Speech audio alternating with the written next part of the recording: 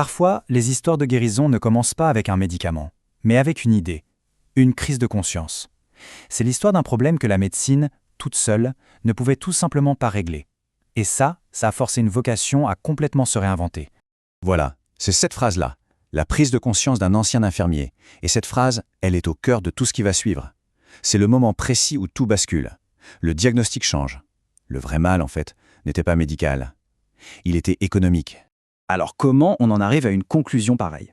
Eh bien, il faut imaginer. Pendant des années, le fondateur de ce projet a été infirmier, responsable de centres de santé dans les coins les plus reculés du Rwanda. Et c'est cette expérience, sur le terrain, qui a tout changé dans sa tête. Et ce qu'il a vu là-bas, c'est brutal.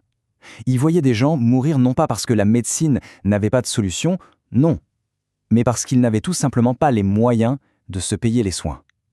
Face à cette pauvreté extrême, face à la méfiance ambiante, même quand il essayait de donner de sa propre poche, ça ne suffisait pas, c'était une goutte d'eau dans l'océan.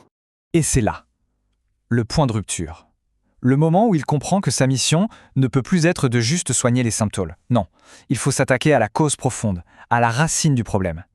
Et c'est là que sa vocation a basculé, des soins de santé à la solidarité économique. Bon, qu'est-ce qui se passe quand les meilleures intentions du monde se heurtent à un problème de système? Eh bien, le fondateur l'a appris à ses dépens.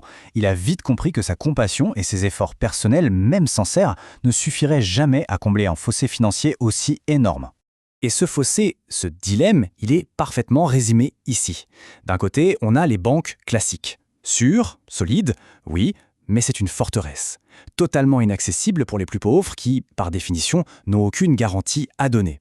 De l'autre côté, les tontines, un système communautaire, familier, basé sur la confiance, mais fragile, sans aucune protection si ça tourne mal. En gros, un véritable piège. Et attention, il a essayé, il a monté des associations de jeunes, des messagers de l'économie solidaire, mais ça n'a pas marché. Cette phrase, elle dit tout. C'est l'aveu que quand on agit seul face à un monstre pareil, un problème de système, eh bien on perd. C'est une bataille perdue d'avance. Ok, donc si le jeu ne marche pas, qu'est-ce qu'on fait? On essaie le nous. C'est exactement ça. C'est le moment où toute la stratégie change du tout au tout. On passe d'une approche individuelle à une solution collective.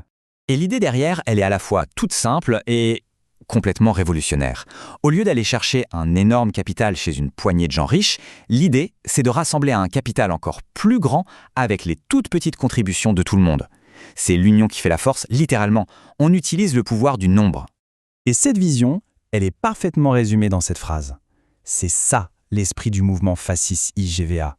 Ce n'est pas une relation à sens unique, c'est une vraie symbiose. L'institution, elle est là pour porter ses membres. Et les membres, en devenant prospères, eh bien ils portent leur institution. L'un ne va pas sans l'autre. Bon, le concept est super inspirant, on est d'accord. Mais en pratique, comment ça se passe? Comment ça marche concrètement? Allez, on regarde le plan d'action. C'est la question clé. Voyons un peu comment cette belle idée de capital par la masse devient une réalité tangible. Tout part de là. De ce chiffre, 50 €. Ça peut paraître peu, mais c'est toute la clé. C'est une somme accessible. Ce n'est pas un mur qui bloque l'entrée, c'est une porte ouverte. Et ce petit montant, une fois qu'on le multiplie par des milliers et des milliers de personnes, il se transforme en une véritable force de frappe économique.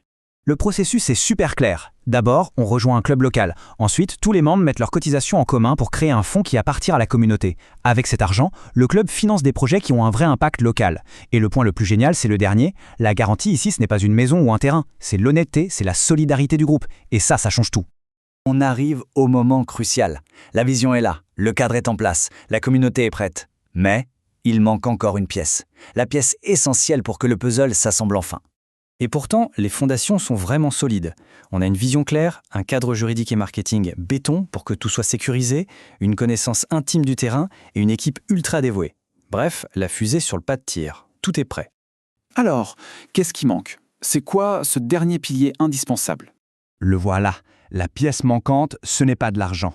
C'est une personne, un associé, une associée technique capable de construire l'outil numérique qui va lier tout ça ensemble. La plateforme qui va connecter tous les clubs, gérer les fonds de façon transparente et efficace, bref, le système nerveux de toute l'opération. Et il faut bien comprendre, ce n'est pas une simple offre d'emploi, c'est bien plus que ça. C'est un appel à rejoindre une mission. L'idée, ce n'est pas de coder une petite appli de plus, c'est de construire l'outil qui va concrètement sortir des milliers de familles de la galère. Au final, tout se résume à ça.